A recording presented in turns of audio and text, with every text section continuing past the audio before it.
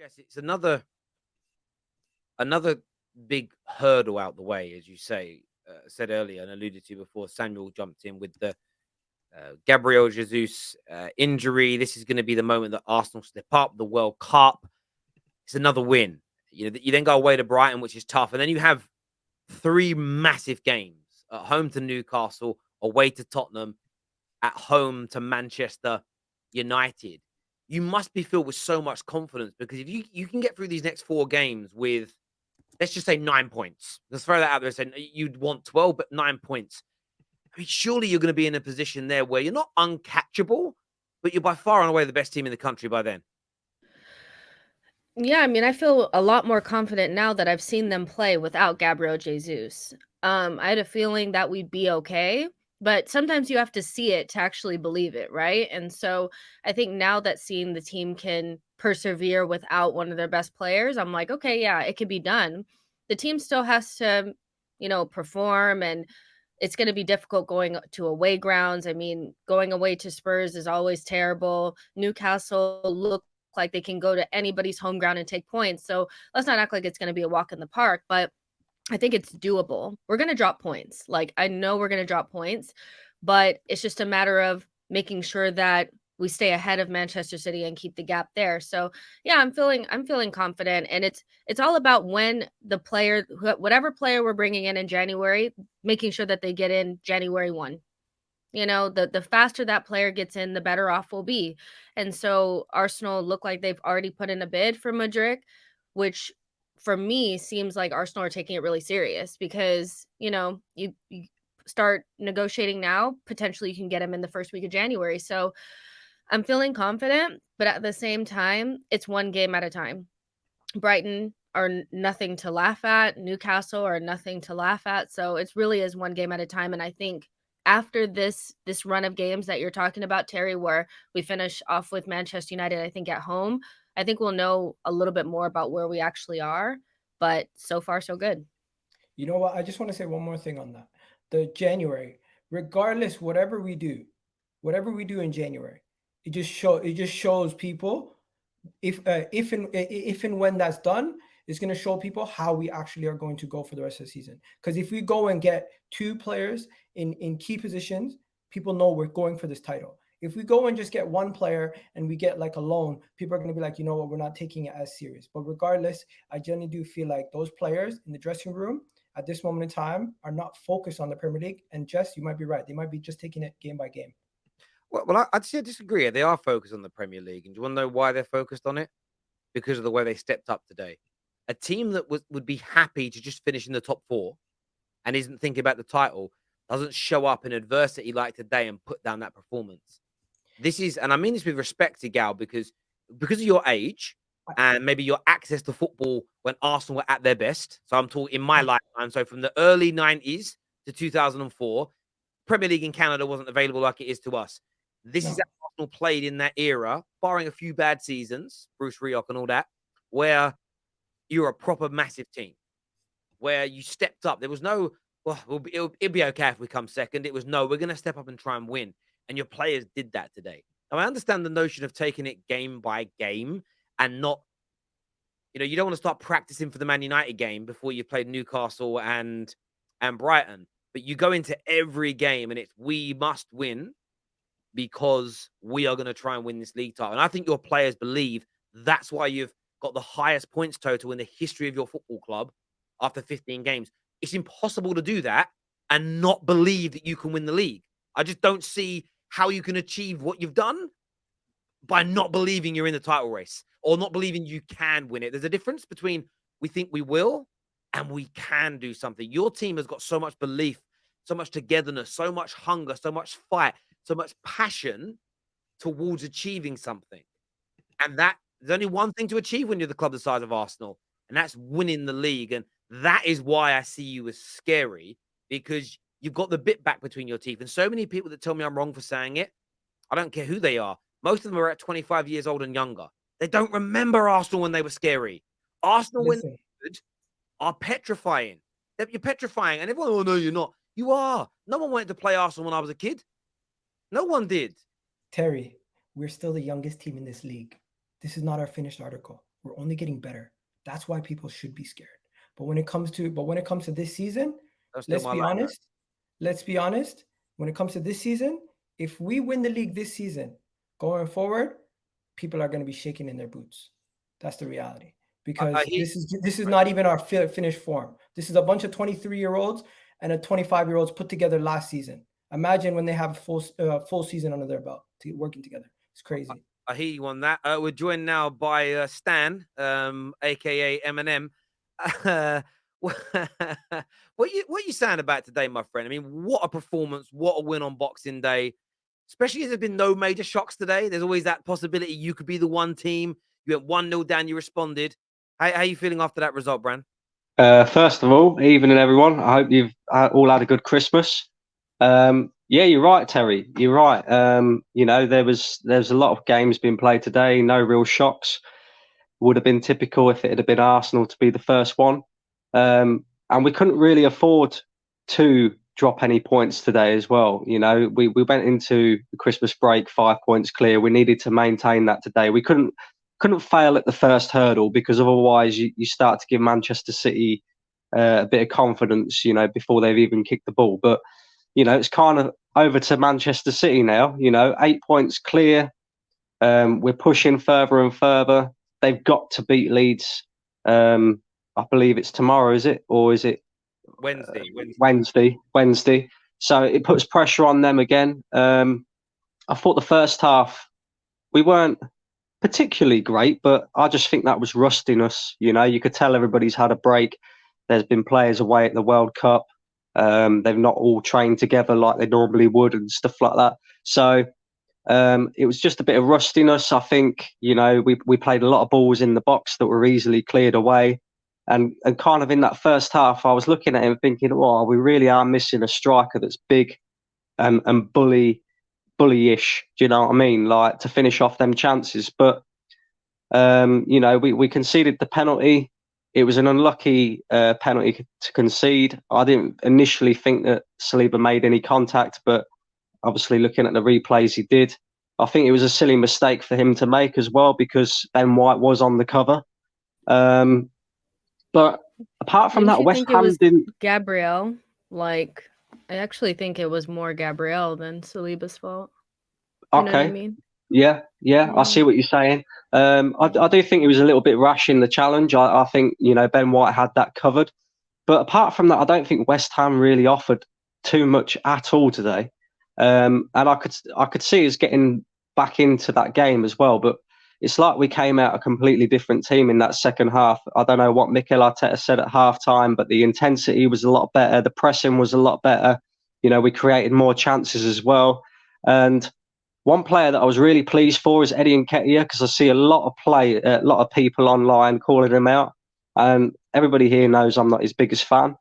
But I thought in the first half, although things weren't really sticking for him, I think he held the ball up very well. I think he was making very good runs off the ball as well. He had one or two half chances that, a player of his, let's just say, his finishing capabilities should maybe finish off. And it was good that he got his goal as well, because hopefully that'll give him a little bit of confidence. But it looked like we picked up where we left off.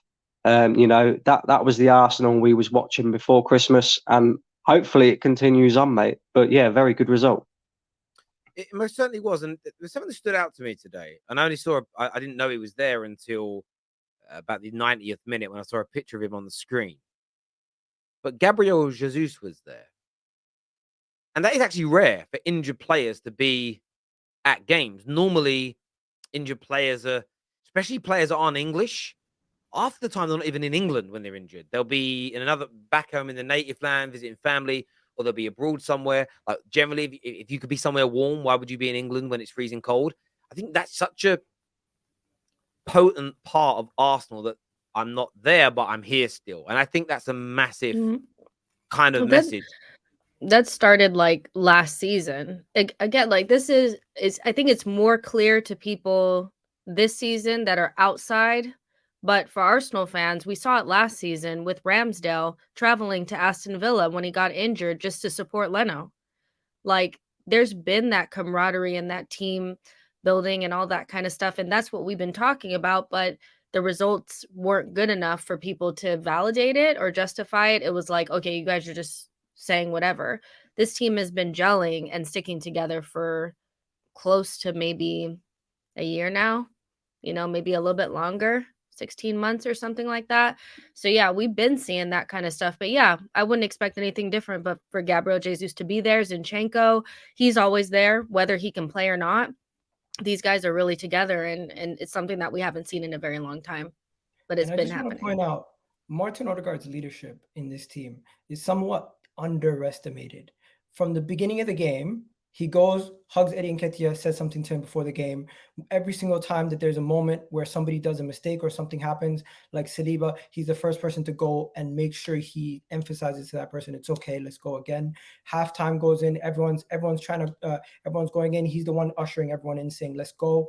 It's just little things like that I take it for granted. And it's not just him in the team. You have Gabriel also. When we're playing out the back and we're very slow, the one person you see emphasizing, let's go quicker, is Gabriel, the center back. He's telling everyone, come on. Saliba's dilly-dallying on the ball. He's telling him, get the ball out your feet quick. One touch, go, let's get it out. And when he gets it, he's telling them, he's telling them what to do. He's showing them by example. So that's what I like. I like the fact that we have some more men in the team that are leading these guys and showing them how it should be. And it's no longer just young kids that we cannot rely on. Well, this is the thing. I remember Gary Neville speaking about this on Monday Night Football, maybe 3 seasons ago. And he was giving an example about when him and the class of 92 came through, probably the most famous group of young players of the last 30, 40 years.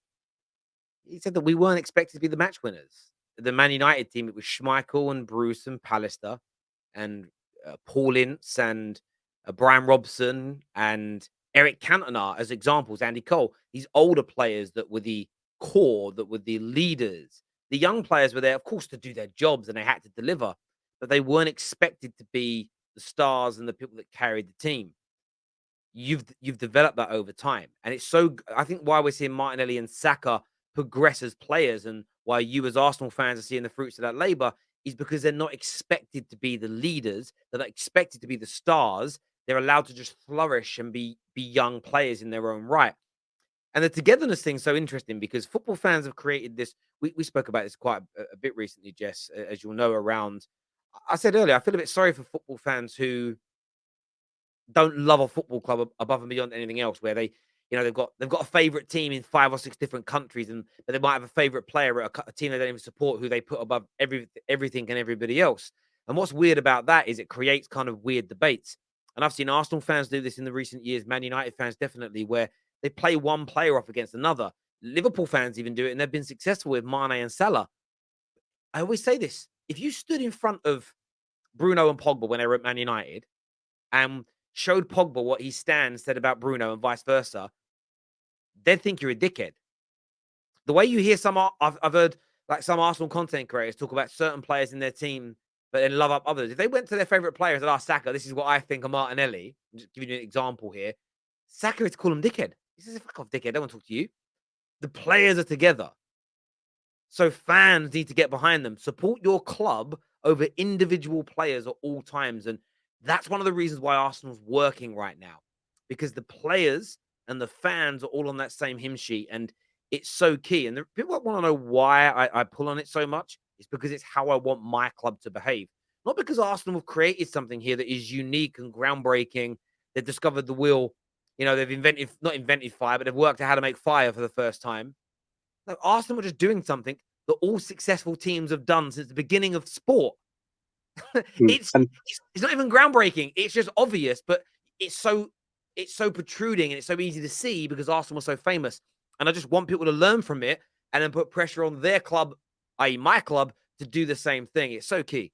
And the best example of what you was just saying as well in terms of a player is probably Eddie Nketiah, because some Arsenal fans like myself and, there's others that take it even further with Nketiah, for example, say he's not the answer.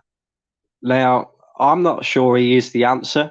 I don't think anybody is 200% sure that he is the answer. But right now, we have no reason not to trust Mikel Arteta and the board and the people doing the recruitment of the players. They're telling us that what they see behind the scenes with Eddie Nketiah and how hard he works, he deserves his opportunity, he deserves his place in this team. They're sticking by him. It's clear to see because we're not necessarily going for a striker in January. We're looking at Michaela Mudryk instead, who's more of a wide attacking player. And, why should we not trust Mikel Arteta and what they're doing at the moment? We have no reason. We're 8 points clear at the top of the league. Everything that he's done so far is working. So maybe us as fans need to take that a little bit and say, well, maybe it's time we trust this team and we trust this manager a little bit more. I think you're speaking to yourself, my guy, but I like it. Yeah, You know what? I think it was so. You go say ahead. that, sorry, Jay. You say that, Igal, but it was only this time last year you were calling for Arteta to be sacked. Yeah, but also just like everybody else here, we've seen moments where we criticized the manager, and you know what? We thought he was close to being gone. Everyone did. Even some of the biggest Arteta inners would tell you that at one point or another they thought it was unrepairable. That is and I understand that. I'm just saying you're kind of like having. I know it's only jokingly, but we all do it. Like, I'll give you an example. When you signed Odegaard was the one signing you guys have made in the last 2 years where I was like, not sure about that one, and he's been great. And you put your hands up, and this is a crazy thing. We all get things wrong. What I don't think people like, and this isn't you, Igal, you don't really do this, is when people get it wrong, instead of going, do you know what? Yeah, I got that one wrong. He's a lot better than I thought, or he's not as good as I thought he was going to be. They try and like finesse it, or they hang on to that agenda and they don't let it go. It's a crazy one for me. Like, there's still people that say that Tomiyasu's not very good, and I'm like, come on, Tomiyasu's proven that he's a good player now. Let it go. Do you know what I mean? And kind of move on from there. But sorry, Jess, you were going to say something. Sorry. I low-key forgot what I was going to say. So. Sorry, Yeah. we'll do some of these super chats here.